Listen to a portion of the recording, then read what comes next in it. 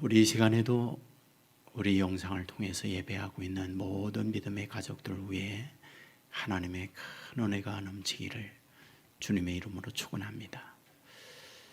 우리가 잘 알고 있는 스티븐 코비의 성공하는 사람들의 7가지 습관이라는 책이 있습니다. 성공하는 사람들을 200여 년 동안 연구를 해보았더니 성공할 수 있는 요인이 있더라. 그것은 습관이더라. 그 습관을 7가지로 나누고 있는 거죠. 그 첫 번째 습관이 주도적이 되라 라고 되어 있습니다. 그러니까 주도적 습관을 갖고 있어야 성공하는 사람이 되더라, 이런 이야기가 됩니다. 여기에서 설명을 하면서 자아인식에 관한 이야기를 하고 있습니다. 자아인식이란 무엇인가? 내가 누구냐? 내가 어떤 존재냐? 이런 부분을 아는 인식, 이것을 자아인식이다 라고 말을 합니다. 연구를 하면서 이분이 이런 얘기합니다. 성공한 분들을 보았더니 자아인식이 분명하더라. 자아인식이 분명치 못한 사람들은 성공에서 거리감을 둬라, 그 이야기를 하고 있습니다. 사람이 모든 걸 통치하고 다스립니다. 사람이 힘이 모든 것보다 강하기 때문에 다스리는 건 아니에요. 코끼리나 사자나 또는 호랑이들은 사람보다 강해요. 맹금류 독수리는 하늘을 날면서 우리보다 훨씬 더 빠르게 공격적 이런 무기들을 갖고 있어요. 그런데 그런 것들을 사람이 다스린다. 왜일까요? 자아인식 때문이다, 그런 말이 됩니다. 근데 문제는 자아인식을 방해하는, 가로막는 요인이 있다라는 거예요. 이분은 이 책에서 사회적 패러다임이 우리의 자아인식을 제한한다라고 말을 하고 있습니다. 그렇다면 여기서 말하고 있는 사회적 패러다임이란 무엇일까? 제일 먼저 얘기하는 게 유전적 의식이라고 그래요. 그러니까 사람이라고 하는 것은 내가 부모로부터 이런 외모를 갖겠습니다. 나의 IQ, 지능지수는 이런 걸 원합니다. 자기가 주문해서 세상에 태어난 게 아니에요. 그러니까 저와 여러분의 의사, 저와 여러분의 생각과 전혀 다르게 그냥 유전적으로 나의 외모라든지 나의 지능적 능력이라든지 그냥 타고나는 거예요. 그러니까 살아가면서 어떤 생각이 드느냐? 그래, 나는 타고난 게 이런 걸 어떻게 해? 라고 하는 그 생각, 그 인식이 무엇이냐? 바로 자아인식을 제한하고 있다. 자아인식을 가로막고 있다. 그 얘기를 하고 있어요.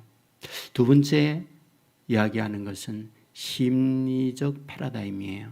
심리적 의식이에요. 심리적 의식은 어디로부터 만들어지느냐? 살아가면서 보면 부모가 너는 이래, 또는 학교에 갔을 때 선생님이 너는 저래, 성장을 하면서 친구들과 어울리면서 나에 대하여 어떤 평가를 해요. 그것이 내 안에 담기고 그래, 나는 그런 존재야 라고 하는 심리적 의식이 자기로 하여금 자아인식을 가로막는다. 자아인식을 펼쳐가는 데에 제한을 하게 한다. 그 얘기를 하고 있어요. 세 번째는 사회적, 환경적 책임론이에요. 이것은 무엇이냐 하면 우리가 세상에 태어나서 살 때 어떤 사회라고 하는 공간 안에 우리가 살아가요. 우리가 살고 있는 대한민국은 자본주의, 민주자유주의에서 살아가고 있어요. 똑같은 한반도이지만은 저 북한은 공산국가에서 살아가고 있어요. 자, 여러분 한반도고 생긴 것도 우리와 똑같은데 그러한 이 환경 자체가 자기들의 의식을 제한을 시켜요. 우리가 이런 정치 체제 아래에서 우리가 할 수 있는 게 아무것도 없잖아. 그러니까 어떤 의미에서는 체념적 생각으로 삶을 살아가게 되어지더라. 그리하여 자인식을 가름하므로 어떤 성공이나 성장을 제한을 시키더라 라고 하는 것이 이 책에서 이분이 이야기하고 있는 거예요.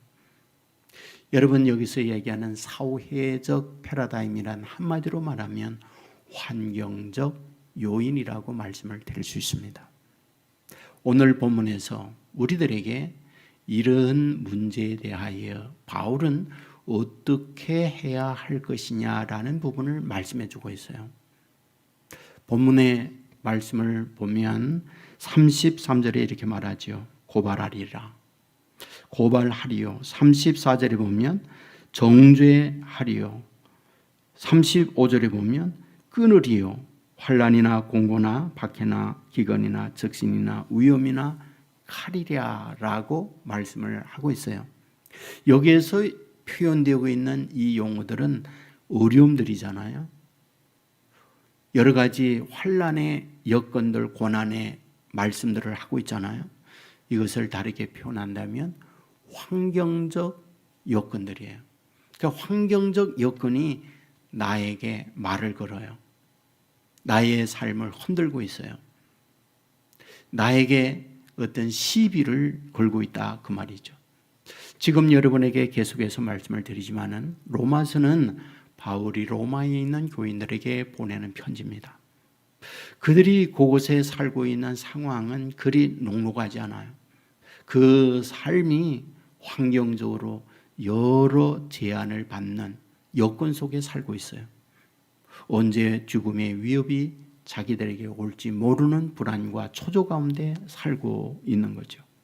바로 이런 현실에 있는 그들에게 바울이 하고 싶은 말이 있었어요. 이것은 어쩌면 바울 자신도 그런 여러 가지 환경의 여건에 살아가고 있는 장본인이기도 하잖아요. 우리는 고린도후서 11장 23절 이하에서 바울이 자기의 간정 고백을 보게 됩니다. 그들이 그리스도의 일꾼이냐 정신없는 말을 하거니와 나는 더욱 거루하도다. 내가 수고를 넘치도록 하고 옥에 갇히기도 더 많이 하고 매도 5번 맞았으며 3번 태창으로 맞고 1번 돌로 맞고 3번 파선하고 일주야를 깊은 바다에서 지냈으며 여러 번 여행하면서 강의 위험과 강도의 위험과 동족의 위험과 이방인의 위험과 시내의 위험과 광야의 위험과 바다의 위험과 거짓 형제종의 위험을 당하고 또 수고하며 애쓰고 여러 번 자지 못하고 줄이며 목마르고 여러 번 굶고 춥고 헐벗어노라. 여러분, 이런 일련의 고백들이 무엇입니까? 바로 자신의 삶의 환경에서 자기의 인생을 힘들게 만드는 이런 문제예요. 자신의 인생을 흔들어 놓고 있는 거죠. 맞습니다. 우리가 인생을 살아가다 보면 우리는 1차적으로 자연 환경에 지배를 받고 있어요. 우리는 소위 지금 열돔이라고 하는 뜨거운 무더위 속에서 힘들어하고 있습니다. 코로나19와 함께 원하지 않는 전염병이 전 세계를 강타하면서 우리의 일상이 전과 다른 삶으로 변화가 되어지고 있어요. 수많은 이런 자연과 수많은 사건과 사고들이 우리의 삶을 시비를 겁니다. 말을 겁니다. 때로는 우리의 인생을 흔들어 놓고 있다, 이런 말이죠. 여러분, 이것은 그 누구도 죄됨이 없는 이 땅 위에 사는 모든 사람은 환경의 말걸음, 환경의 지배를 받는 존재인 것을 부인할 수가 없어요. 문제는 이때 거기에 답변을 해야 되잖아요. 거기에 반응을 해야 되잖아요. 거기에 어떤 행동이 우리에게 나타나야 되잖아요. 그것이 그 이후 그 인생이 결정되는 거거든요. 여러분에게 늘 소개해 드립니다마는 빅터 프랭클의 죽음의 수용소에서 로고테라피를 말하고 있잖아요. 여기에서 인간이란 누구나 어떤 자극을 받아요. 환경이 내 인생을 시비 걸고 말을 걸고 흔들어대요. 그때 그 환경이 나에게 말 걸어오면, 환경이 나에게 어떤 시비를 걸면 나는 그 시비 거는 그에게 말을 하게 돼요. 반응을 하게 돼요. 이것이 로고테라피의 핵심이에요. 다시 말씀드리면 자극과 반응이라는 거죠. 그 자극과 반응 사이에 간극이 있다라는 거예요. 내가 어떤 환경에 자극을 받아요. 말을 걸어옵니다. 그러면 내가 말 걸어온 환경에 내가 답변을 해야 되잖아요. 말을 하거나 행동을 합니다. 그런데 그 짧은 사이가 있다는 거예요. 그 사이는 나의 자유라는 거예요. 다시 말하면 이렇게 반응할 수도 있고 저렇게 반응할 수도 있다. 이렇게 답변할 수도 있고 저렇게 답변할 수도 있다. 그런 말이죠. 문제는 그 답변, 그 반응이 내 삶을 결정한다. 그런 얘기죠. 앞부분에서 말씀을 드렸던 것과 같이 자인식, 그것이 어떤 것이냐에 따라서 자기가 자기의 삶을 어떻게 가꾸어 가는지를 결정짓는다는 거잖아요. 문제는 무엇입니까? 동일한 거예요. 그것을 똑같이 받아요. 그런데 그 동일한 똑같은 환경의 말 걸어옴에 대하여 답변하는 말은 각각이 다 달라요. 우리는 탈무드 이야기 잘 압니다. 아버지와 아들이 사막을 여행을 하고 있잖아요. 물이 떨어졌어요. 끝없는 사막은 계속 펼쳐지고 있고 뜨거운 태양은 계속 내려 쏘이고 있어요. 헐떡거립니다. 이제 기다리고 있는 건 죽음이었어요. 아들이 얘기하죠. 아버지, 이제 우리는 더 이상 갈 수 없이 여기서 시체가 되겠군요. 하지만 아버지는 아들에게 용기를 주지요. 아들아, 조금만 더 참고 가보자. 가는 길에 뭐가 나타났어요? 무덤이 나타났잖아요. 그러자 아들이 말합니다. 우리 앞서 갔던 사람들이 여기에서 이렇게 죽었군요. 우리들도 여기에서 결국 저 무덤과 같이 시체가 되겠군요. 그러자 아버지가 하는 얘기가 있죠. 아들아, 이제는 우리가 살았구나. 무덤이 있다는 말은 무슨 말이냐? 동네가 주변에 있다는 말이지. 그러므로 우리는 살게 됐구나. 그 얘기를 하고 있는 거예요. 자, 똑같은 환경을 보고 있어요. 그러면서 그 환경에 대하여 내가 반응하는 것, 내가 말을 하는 것, 그건 아버지와 아들이 다 달라요. 양규자 씨의 모순이라고 하는 소설이 있어요. 주인공이 안진진이에요. 진진이 진진하지 않다. 그런 뜻으로 안진진입니다. 그런데 안진진의 어머니와 이모는 일란성 쌍둥이에요. 어릴 때부터 함께 성장을 하면서 외모가 똑같죠. 학교 공부가 똑같아요. 성품이 똑같아요. 항상 쌍둥이이기 때문에 똑같은 옷을 입혀요. 그러므로 사람들은 누가 언니인지 누가 동생인지 구분을 못해요.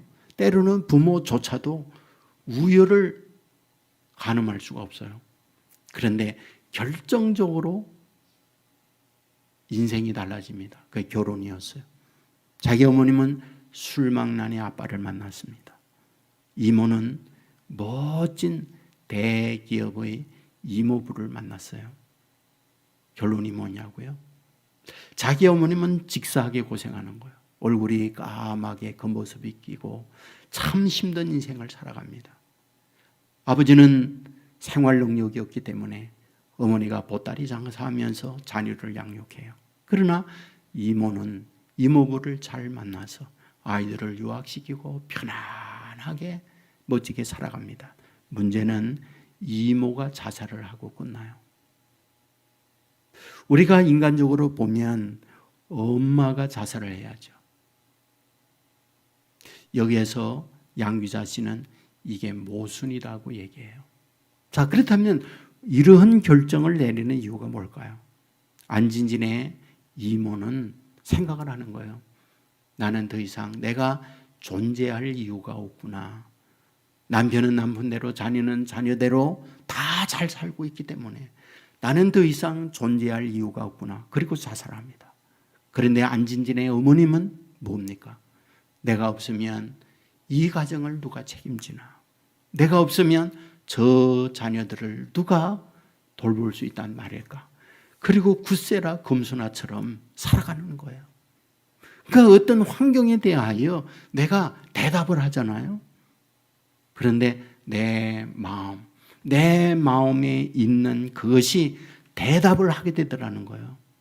오늘 본문에서 지금 바울이 뭘 말하려고 하는 거 아세요? 내가 어떤 존재인지를 잘 알아야 돼. 그거를 알지 못하게 되어지면 환난이 말을 걸어올 때 내 인생이 무너져 내릴 수 있어. 이 부분을 우리에게 말씀해 주려고 하는 거예요.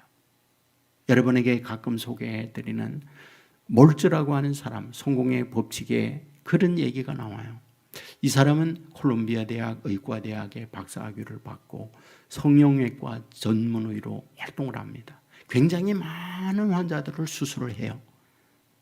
그런데 수술을 하고 난 이후 이 의사에게 반응이 둘로 나타나요.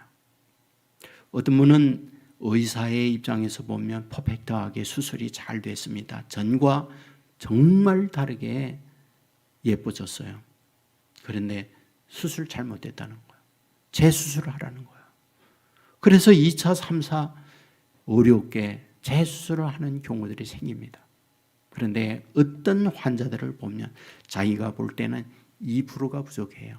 좀 부족하다. 그런데 뜻밖의 이분은 감사하다고 해요. 그리고는 티까지 주고 있습니다. 여기에서 이분은 고민이 생기는 겁니다. 도대체 무엇이 이러한 반응을 하게 하는 거지? 이러한 저들의 행동의 근원적 문제가 뭐지?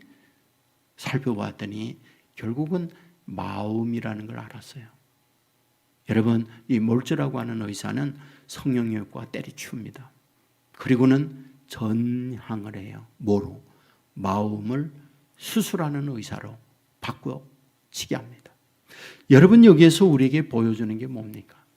매우 중요한 것은 자아의식이 어떤 존재냐에 따라서 그 인생의 환경에 말을 걸어올 때 반응하는 것이 이렇게 다르다라는 걸 얘기하고 있어요. 제임스 알린이라고 하는 분이 생각은 바꾸면 모든 것이 변한다라는 책에서 그런 얘기합니다.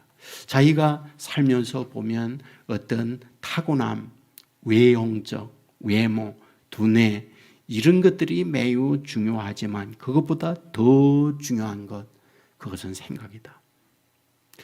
아무리 멋진 외모와 타고남이 있다 할지라도 그 생각이 부정적이면 그 인생은 파멸적 부정의 결과를 낳고 있더라. 하지만 타고남이 별로 없지만 그 생각이 건강하고 긍정일 때 그의 인생은 그 결과를 낳고 있더라. 그 얘기를 하고 있어요.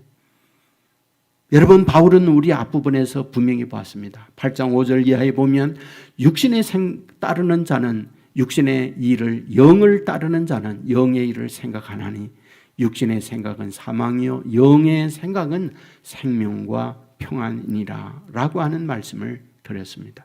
맞습니다. 여러분, 이건 변함이 없어요. 성경이 우리에게 가르쳐주는 바니까요. 내가 어떤 생각을 갖느냐, 육신의 생각 사망이다, 영의 생각 생명과 평안이다. 그것이 그의 인생을 결정한다고 말하고 있잖아요. 이러한 생각을 건강하게 갖기 위하여 바울은 로마에 힘들어하는 교인들에게 간절한 마음으로 하고 싶은 말이 있었어요. 너희들이 누구냐는 거예요. 너희들의 자아인식이 무엇이냐, 이거를 본문을 통해서 바울은 말하고 있어요. 먼저 제일 얘기하는 건 너희들의 택함 받은 존재라는 걸 잊지 말아라. 그걸 얘기합니다. 33절에서 하나님의 택하신 자들, 30절에서 미리 정하셨다. 여기에 택하심을 말하고 있잖아요. 그런데 누구를 택하여 주었다 말하고 있습니까? 우리는 지난주에 연약한 자들 택하여 주셨다는 말을 했어요. 연약하다는 이 말이 무슨 말이라고요? 자격이 미달이라는 뜻이라고 했어요. 아무리 보아도 사람들과 비교에 있어서 열등한 존재라고 말하고 있어요. 현재를 보면서 미래의 가능성이 있는가를 보았더니 절망적 미래가 보이는 사람들이라고 말씀을 드렸어요. 그런데 그들을 어떻게 해주었다? 미리 알아요. 그리고 그들을 택하여 하나님의 자녀로 삼아준 너희들이라고 바울은 말하고 있어요. 너희가 누구냐? 너희가 비록 현재 다른 이들과 비교하면 연약해, 허물이 많아, 비달진 존재야. 하지만 하나님은 그런 너희들을 알고 하나님의 자녀로 택하여 주었다는 거 너희들이 알아야 해. 두 번째 얘기하죠. 독생자 예수 그리스도를 너희들을 위하여 생명을 내어 주기까지 택하여 준 존재다. 이걸 말하고 있어요. 32절에 보면 자기 아들을 아끼지 아니하고 우리 모든 사람을 위하여 내주셨다. 자기 아들을 독생자를 아끼지 아니하고 우리에게 내어 주셨다. 5장 6절에 보면 그리스도께서 경건하지 않은 자를 위하여 죽으셨도다. 5장 8절에 보면 우리가 아직 죄인이었을 때 그리스도께서 우리를 위하여 죽으셨다. 5장 10절에 보면 우리가 원수 되었을 때에 그 아들의 죽으심으로 라고 말씀을 합니다. 여기서 반복적으로 말씀하는 것은 아들을 너희들을 위해서 내어주셨다. 이것이 하나님께서 너희들을 하나님의 자녀로 택하여 준 하나님의 사랑이라는 걸 얘기하고 있어요. 여러분, 예수 그리스도의 죽음에 관한 여러 가지 설명들이 많이 있잖아요. 저는 그 가운데에 하나를 여러분에게 소개해드리면 양은순이라고 하는 분이 사랑과 행복이라고 이 초대라고 하는 책에서 일사후퇴 때에 있었던 이야기를 쓰고 있는 걸 봅니다. 양은순 이분은 아는 분이 많이 있으리라 생각하는데 한국의 가정사역을 처음 시작한 분이다, 이런 생각이 들어요. 이 책에서 이런 얘기합니다. 일사후퇴 때에 많은 분들이 다 피난 가잖아요. 근데 한 동네에 만삭된 임산부 그리고 나이 많은 할머니가 피난을 못 갔어요.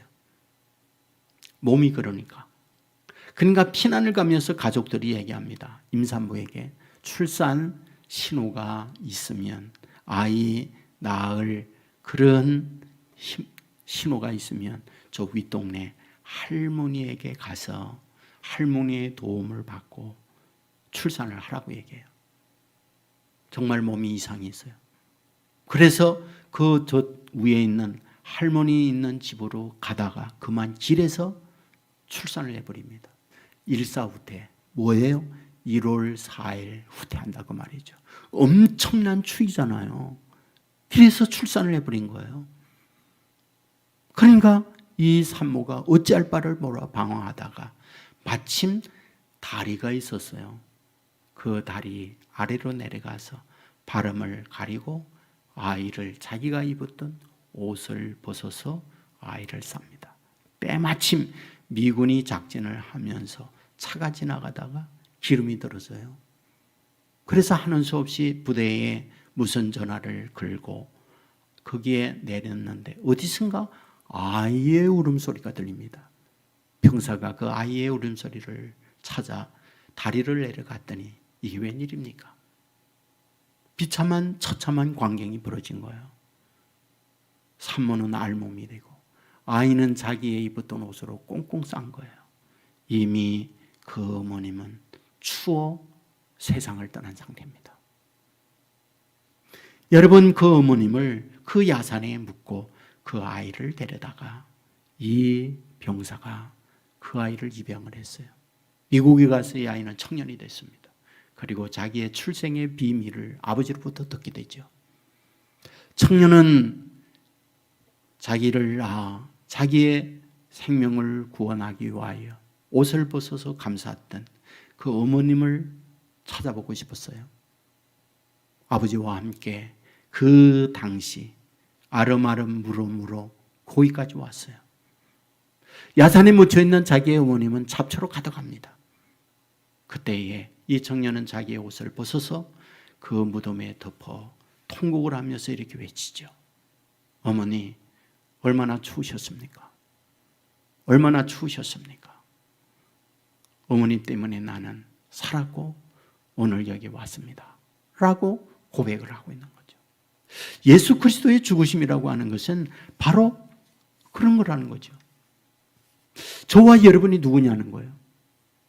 십자가상에서 너희들을 위하여 예수님께서 이와 같이 돌아가셨다. 이 부분을 알려주고 있는 것. 이것이 주님께서 저와 여러분을 향한 주님의 마음이라고 가르쳐줘요. 이어서 뭐라고 말하고 있습니까? 하나님과 이와 같은 사랑의 관계는 세상에 그 어떤 것도 끊어지지 않는 이런 은혜를 받은 너희들이라고 가르쳐줍니다. 38절 이하에 보면 내가 확신하노니 사망이나 생명이나 천사들이나 천사 권세자들이나 현재 일이나 장래 일이나 능력이나 높음이나 깊음이나 다른 어떤 피조물이라도 우리를 우리 주 그리스도 예수 안에 있는 하나님의 사랑에서 끊을 수 없으리라 이렇게 말하고 있죠. 여러분, 하나님의 사랑 세상에 그 어떤 것도 끊지 못해요. 이것이 우리를 향한 약속이에요. 주 안에 있는 나에게 딴 것이 미시랴 찬송가 있죠. 그 4절에 보면 내 주와 맺은 언약은 영불변하시니 그 나라 가기까지 늘 보호하시네. 여러분, 내 주와 맺은 언약은 영불변합니다. 변하지 않는다라는 것이 우리를 향하여 갖고 있는 하나님의 마음이에요. 여러분, 하나님께서 우리를 향하여 약속하고 있는 말씀이 뭡니까? 히브리서 6장 14절에 보면 내가 반드시 너에게 복주고 복주며 너를 번성하게 하고 번성하리라. 하나님이 우리를 향한 약속이에요. 내가 반드시 복주고 복주며 번성하게 하고 번성하게 하리라. 약속이에요. 그런데 오래 참아 그 약속을 받았느니라. 무슨 말이죠? 변함이 없는 하나님의 그 사랑 반드시 참고 기다리게 될 때에 그 은혜를 받는다고 말하고 있는 거잖아요. 맞습니다. 하나님과 우리와의 관계 결코 변하지 않는다. 이것이 너희들이 받은 은혜라고 말해줍니다. 다음으로 말하고 있죠. 너희가 어떤 걸 구하든지 반드시 응답받는 존재로 만들어 주었다고 얘기해요. 32절에 보면 자기 아들을 아끼지 아니하고 우리 모든 사람을 위하여 내주시니가 어찌 그 아들과 함께 모든 것을 우리에게 주시지 아니하겠느냐. 이게 무슨 말인가요? 하나님에게 있어서의 최고의 가치, 최고의 존귀한 분은 독생자 예수님이에요. 그런데 하나님이 그 독생자 예수님, 그분을 우리를 위해 내주었어요. 어마어마한 세상의 모든 합보다 더 귀한 독생자를 너희들을 위해서 주었는데 그 외에 너희들에게 다른 걸 구한다면 다른 걸 너희에게 주시지 않겠느냐 그 말이거든요. 이런 예를 들어 보겠습니다. 제게 아들이 있어요. 자, 아들이 죽음으로 말미암아 전 세계에 퍼져 있는 코로나 바이러스가 끝난다 라고 누군가에게 저에게 와서 얘기했습니다. 그러므로 아들을 죽음으로 내어주십시오 라고 요청하고 있을 때 저는 절대 전 세계인이 다 살아난다 할지라도 제 아들을 줄 수가 없죠. 왜? 전 세계의 전부 다보다 제 아들이 더 귀하니까요. 어떻게 줍니까? 못 주죠. 그런데 어찌하다가 제 아들을 전 세계 코로나 바이러스 구원하기 위하여 제 아들을 내줬다고 해봅시다. 그런데 그 이후에 어떤 분이 와가지고 저에게 얘기해. 아들이 신던 신발 좀 주세요. 아들이 입던 옷 좀 주세요. 라고 할 때에 제가 아들까지 준 제가 아들이 쓰던 신발을 주시지 않겠느냐는 거예요. 아들이 입던 옷 주시지 않겠느냐는 거예요. 이것이 오늘 본문에서 지금 얘기하고 있는 거잖아요. 아들을 주신 그분이 그 후에 너에게 다른 거 주시지 않겠느냐? 맞습니다. 오늘 저와 여러분은 이런 어마어마한 존재인 걸 성경이 약속하는 거예요. 로마에 예수 믿고 힘들어하는 그들에게 너희들이 어떤 존재냐? 너희들이 이렇게 존귀한 존재라는 걸 얘기해요. 동시에 우리에게 또다시 자아인식을 위해서 말해주는 거 있어요. 너희들은 승리를 입은 자다. 그 얘기를 하고 있어요. 31절에 보면 하나님이 우리를 위하시면 누가 우리를 대적하리요? 37절에 보면 우리를 사랑하시는 이로 말미암아 우리가 넉넉히 이기노니라. 승리의 보장이잖아요. 우리의 삶은 수없이 많은 전쟁의 연속이에요.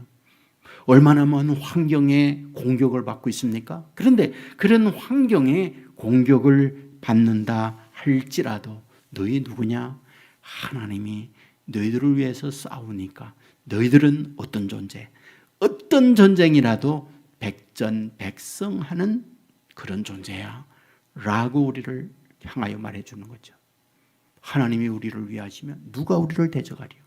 하나님이 우리를 위하여 싸우시면 누가 우리를 이길 수 있겠습니까? 이것은 성경이 우리를 향한 약속이잖아요. 여러분, 이스라엘 백성 출애굽을 하는 과정에 모세를 통하여 하나님이 주시는 말씀들을 가만히 보세요. 신명기 7장 6절에 보면 너는 여호와 내 하나님의 성민이라. 내 하나님 여호와께서 지상 만민 중에서 너를 자기 기업의 백성으로 택하셨나니.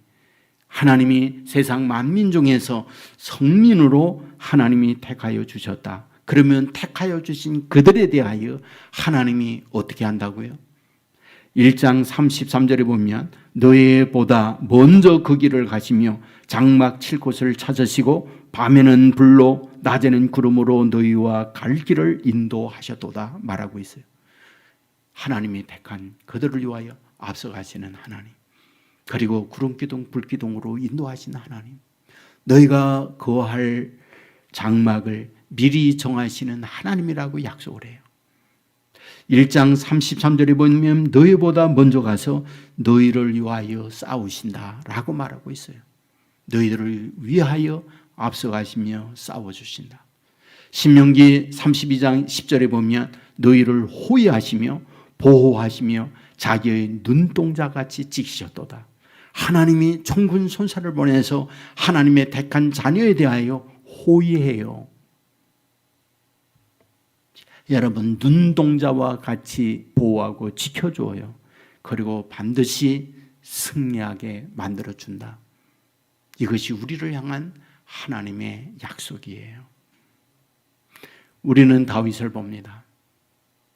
여러분, 다윗 자신이 얼마나 어린 나이에요. 여러분, 골리앗 앞에서 싸울 만한 그릇이 되지 못해요.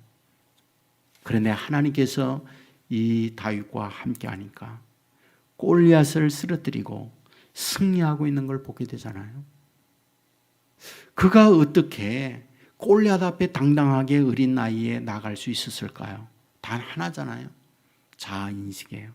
여호와는 나의 목자시니 내게 부족함이 없으리로다. 그가 나를 푸른 수상에 누이시며 쉴만한 물가로 인도하시는도다. 내가 설령 사망의 음침한 골짜기로 다닐지라도 해를 두려워하지 않는 것은 주께서 나와 함께 하심이라. 그 믿음, 그 자아인식이 분명하고 있으니까 환경이 대적이 나의 앞에 놓여 있다 할지라도 그게 흔들리지 않는 거예요. 그리고 담대하게 거기에 반응을 하여 하나님이 함께 하심으로 승리하도록 만들고 있는 걸 보게 되잖아요. 내가 누구냐는 거예요. 여러분, 조선조 말기에 박상길이라고 하는 사람이 있다고 해요. 그가 정육점에서 일을 하거든요. 어느 날 어떤 분이 고기를 사러 왔습니다. 상길아, 고기 한 건 줘라. 그랬더니 고기 한 그릇 썰어서 줍니다. 어떤 선비가 와서 박서방 고기 한 건 주게 그래요. 고기 한 건 썰어 줍니다. 근데 보았더니 한 건이 앞에 한 건과 뒤에 한 건이 달라요. 뒤에 한 건이 거의 한 건 반만하게 많이 썰었어요. 그래서 앞에 있던 그분이 상길에게 따집니다. 야, 어떻게 앞에 있는 저 뒤에 있는 저 한건과 내 한건과 다르냐? 그랬더니 이 박상길이가 명답을 합니다. 앞에 있는 거는 상길이가 썰어서 그렇고요. 뒤에 있는 그 한 거는 박서방이 썰어서 그렇습니다. 그 얘기를 하는 거예요. 똑같은 건데 자아 인식에 따라서 완전히 행동이 다르다는 걸 보여주고 있는 거잖아요. 이거 굉장히 중요한 문제예요. 우리는 이삭을 잘 알고 있어요. 아브라함 때 흉년을 만나서 그 흉년을 피하여 애굽으로 내려가잖아요. 이삭도 그랬다는 거예요. 그래요. 애굽으로 가려고 할 때 하나님이 그날 밤 나타나서 뭐라고 해요? 애굽으로 가지 말고 이 땅에 유하라 그래요. 그 해 하나님의 말씀을 따라 유하며 농사했더니 성경은 모두 100배의 추수를 하게 되었다고 말합니다. 여러분, 이와 같이 100배의 추수를 하는 모습을 주변에 있는 사람들이 보고 시비를 겁니다. 환경이 말을 걸어와요. 바로 이때에 이삭은 어떻게 하나요? 이삭은 어떻게 해요? 여러분, 창세기 26장에 보면요, 우물을 시비를 거는 그들에게 주고요, 또 다른 데 가서 우물을 또 팝니다. 가니까 또 시비를 거니까 그 우물을 두고요, 또 다른 데 가서 우물을 파요. 우물 판 내용이 6번이나 나오고 있거든요. 자, 어떻게 환경이 시비를 걸 때에 그런 반응, 그런 행동을 할 수 있을까요? 그 안에 하나님이 계셨기 때문에 그래요. 하나님이 내 편이고 하나님이 나와 함께 한즉 어디를 가든지 하나님이 복 내려 주신다. 이 믿음이, 이 자아 인식이 그런 행동을 하게 하고 있다. 그런 말입니다. 저는 목회하면서 이런저런 일들 많이 겪어요. 저에게도 환경이 말 걸어오는 경우 많이 있잖아요. 시비를 겁니다. 제 삶을 흔들어요. 그럴 때마다 저를 늘 붙드는 게 있거든요. 그것은 늘 생각합니다. 내가 목사 된 것이 내 의지인가? 하나님의 인도를 받은 것인가? 라는 거였어요. 여러분에게 여러 차례 그랬지만은 칠보산 기도원에 가서 하나님의 음성을 제가 듣게 됩니다. 내가 너를 베드로처럼 쓰리라. 저는 그 하나님의 음성, 그것이 늘 저를 붙들어줘요. 그래, 하나님이 나를 불러서 나는 여기까지 왔다. 앞으로도 제 인생 살아가고 있을 때에 하나님의 인도 받아 사는 나다 라고 하는 그 마음이 환경의 말을 걸어올 때 그 환경에 답변을 하거나 환경에 행동을 하게 될 때 늘 그것이 저를 이끌어가요. 여러분, 인생 누구나 자연의 환경을 말 걸어 오는 걸 겪게 돼요. 어떤 사람이나 어떤 여건들이 우리의 인생에 말을 걸어와요. 그리고 시비를 겁니다. 그리고 흔들어댑니다. 이럴 때에 우리는 우리의 기분, 우리의 감정으로 어떤 표현들을 할 수 있고 말을 할 수가 있어요. 그런데 본문을 통해서 바울이 로마에 있는 교인들에게, 너희들에게 여러 환경이 너희들에게 시비 걸고 어렵게 만들 때 이런 상황에서 너희가 어떻게 해야 되느냐, 너희들에게 가난, 너희들에게 벌거벗음, 너희들에게 핍박, 너희들에게 야유, 너희들에게 수많은 고난, 환경이 너희들을 걷어차고 있다. 이때 너희들은 어떻게 해야 되느냐. 아주 중요한 것은 너희들이 어떤 존재인가를 바로 알면 그 너희들의 자아 인식으로 그 환경에 답변할 수 있는 사람이 된다고 가르쳐주고 있죠. 성도 여러분, 오늘 우리에게 주신 하나님의 말씀을 통하여 내가 어떤 존재냐, 하나님이 저와 여러분을 불러서 말씀을 통하여 가르쳐 주어요. 이런 자아 인식을 바로 가짐으로 환경이 시비 걸고 말 걸어올 때 하나님이 기뻐하는 반응과 하나님이 원하는 하나님의 말씀을 통하여 답변함으로 그 환경에 지지 아니하고 환경을 극복하고 끝내 성공적 인생을 살아가는 우리 주님의 자녀 온 세계 성도들이 될 수 있기를 주님의 이름으로 축원합니다. 우리 모두 자리에 있는 곳에서 일어나서 함께 찬양하겠습니다.